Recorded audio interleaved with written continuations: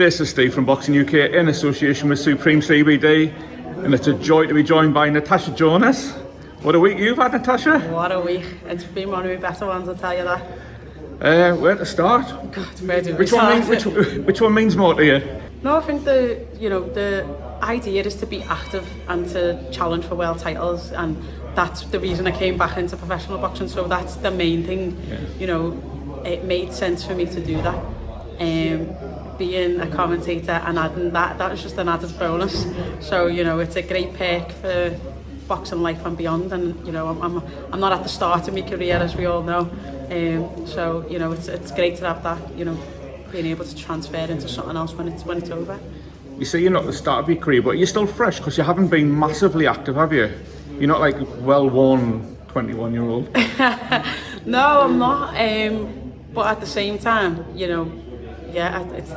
it's getting to that time where I want to get it done, and I want to get it done as soon as possible. Yeah. And I think Sky was the right platform to be able to do that for me. I did hear you say in a previous interview that there's a few weight division world titles that you would go for. What does Natasha Jonas want? Any of them. She's not fussy. I'll go for any of them. But whichever opportunity presents itself first, that's the one I want. Right, can we wind back to the Liverpool show? Yeah.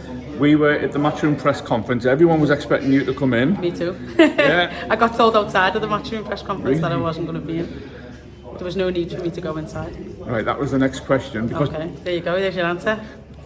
Word spread dead quickly. Natasha's not here. I wonder what's happened. So everyone asked Eddie, and I think it's fair to say Joe got the blame. Joe always gets the blame. Go on, I'll let you. I was just going to say, your thoughts on that? Is it accurate or? Definitely 100% not.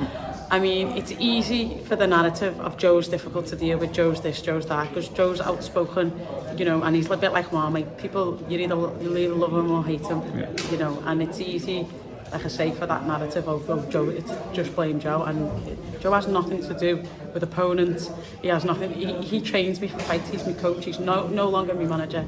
That's with MTK. So he's got nothing to do with the process, and for everyone to blame him, it's like it's nothing new. And Joe's just like, it is what it is. But like I say, I can't defend him enough because people are just like, he's in here and he's doing this. It doesn't matter. People have made their minds up about Joe. So no matter what I say, they'll always just think it's. But #, blame Joe anyway. Yeah, I did smile at Joe's response yesterday when he said he's surprised he didn't get the blame for AJ getting beat off you.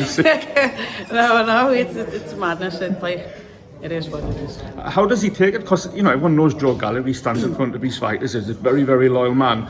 But does it not get to him away from all of this? Because he does seem to take an awful lot of flack when things like this go off. He does. I don't think this is the sport. Unfortunately, the good and the bad, and you have to take it when it comes. And I think some a bit more personal attacks are like anyone. If anyone's aiming at things at my daughter, my family, then I'd be upset. And when they're aimed at you, you can kind of just like, yeah, okay, and just on to the next comment.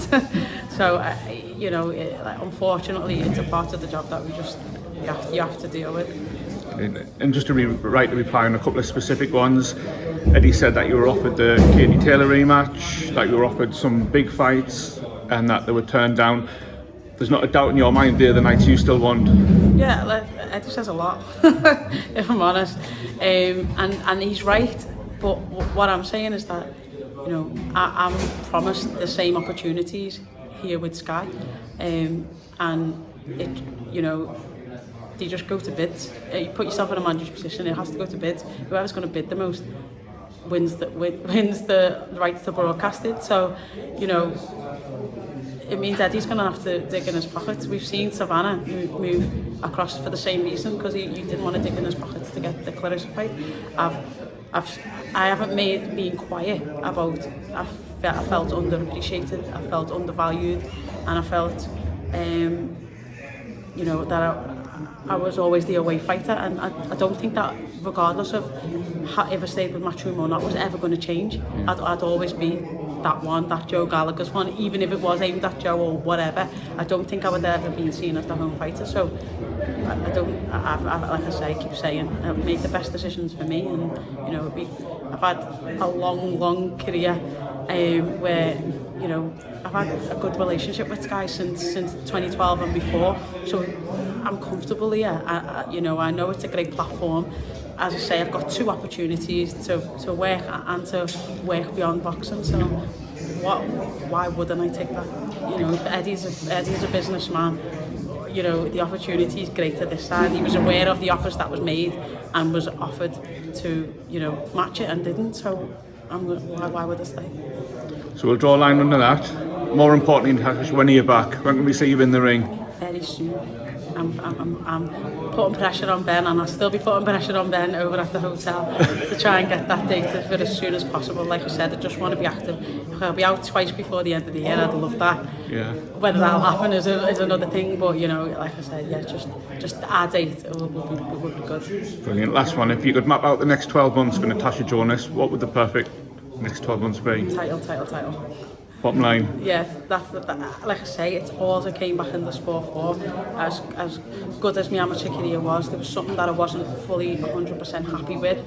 And I think, you know, coming back as a pro and getting that title will draw a line in that for me, and you know, and then I can just move into the cosy seat and start commentating on everybody else's mistakes and critiquing their performances instead of my own. But until that day, then I'm not going to be able to rest. Good man. The silly one that's just come to my head, Natasha. You're not doing the commentary box a week after your fight, have you? Because you'd be sitting there with a right shine or something. You're going to have to map it out a bit careful. No, I think, you know, I've been on the biggest stages before with the bust eye, you know, bust lip, whatever. So sitting there with a black eye, you know, it's boxing, it is what it is. Yeah. You know, it's kind of expected. Like poor Tom Farrell, you knew his face was going to come out terrible because that's just what you expect of Tom Farrell. You know, the way he marks up. So yeah, you know, if I have to go and box at 5 o'clock and then sit in the commentary at 7, best believe I will do that. Good lads. Natasha, congratulations on both fronts, and we can't wait to see you back in the ring. Cheers, nice Take one, care. Thank you.